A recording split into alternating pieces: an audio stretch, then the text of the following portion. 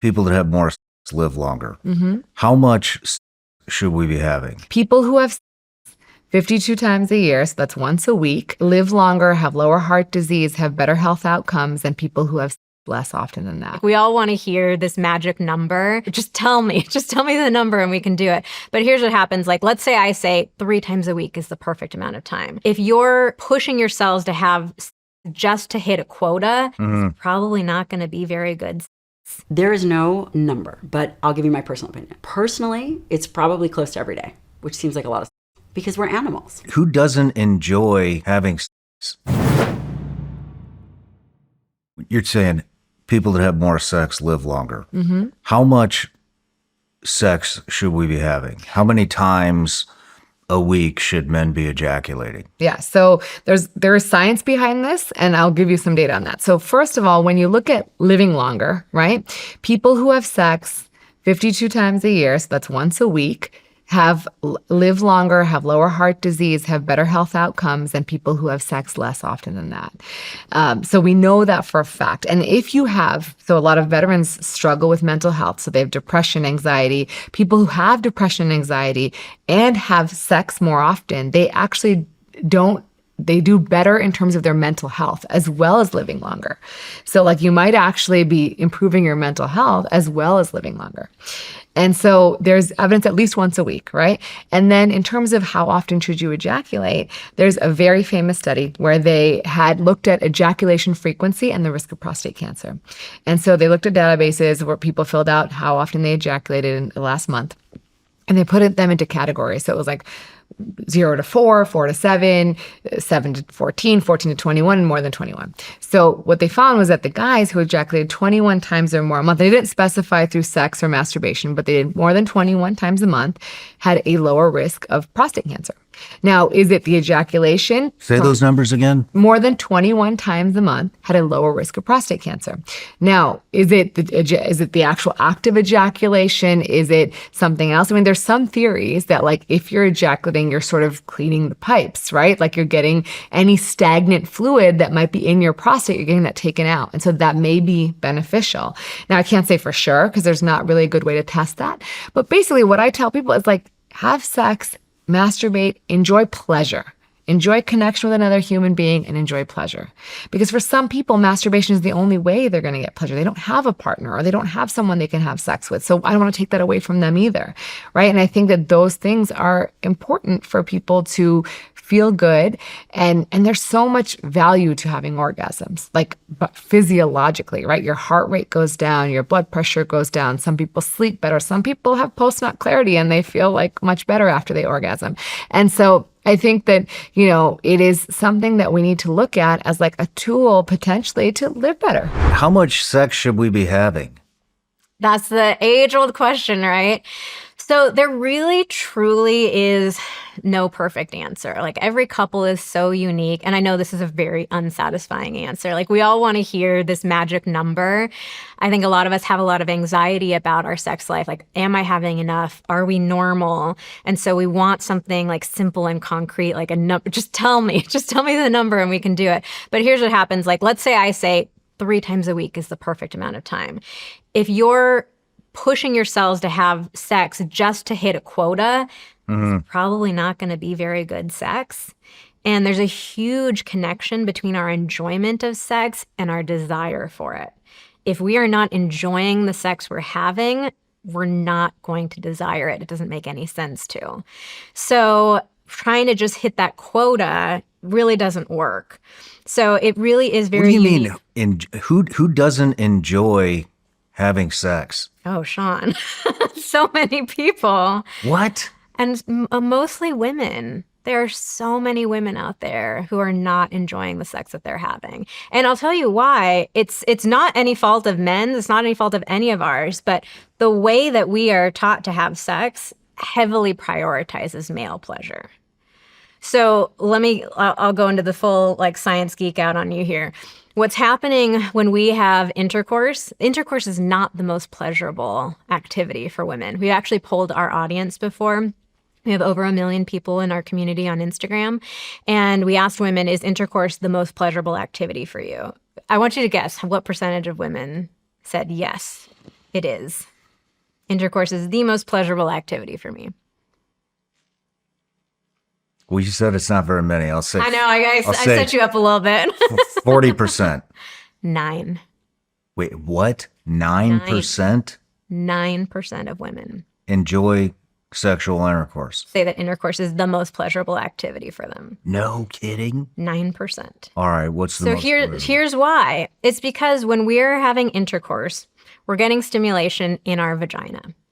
And our vaginas do not have very many nerve endings in them. Like, think about how intense childbirth is. If we had even more nerve endings there, that would not be a good thing. So we're getting stimulation of a part of our body that just is hardwired not to feel a ton of sensation. The most sensitive part of our body as women is the clitoris. So the clitoris is this incredible organ. It's the only organ in the entire human body that exists solely for the purpose of pleasure.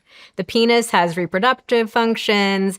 The clitoris is just purely for pleasure.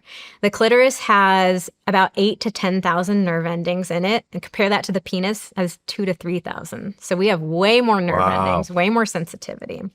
And this is where I can science geek out on you. Like, when we are fetuses in the womb, we all start off essentially with no gender.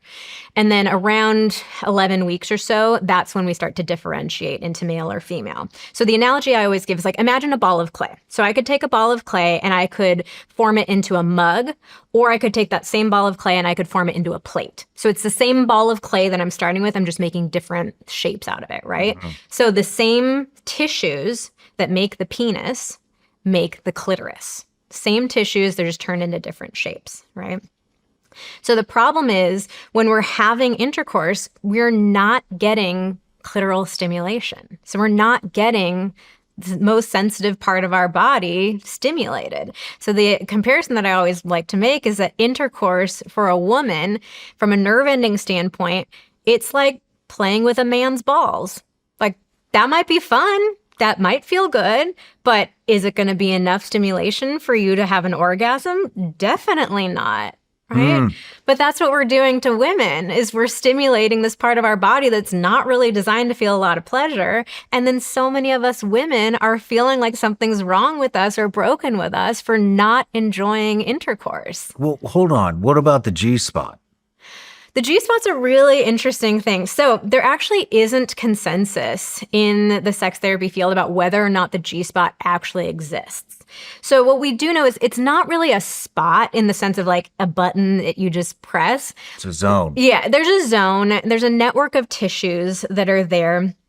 And what they are around is the legs of the clitoris. So most of us think of the clitoris as just like the little button, but it actually extends up into the body. It's like a wishbone shape, exactly like a wishbone shape. So the legs of it are called the crura. And around the edge of the bottom of the legs, that's where the G-spot area is. Sex life is a barometer to overall health. And again, I'd mentioned Dr. Mohit Khera. He created this term called sex span. So basically this idea of your lifespan, health span. I believe in muscle span. So muscle is the length of time you live with healthy skeletal muscle, which, by the way, I think trumps all of it.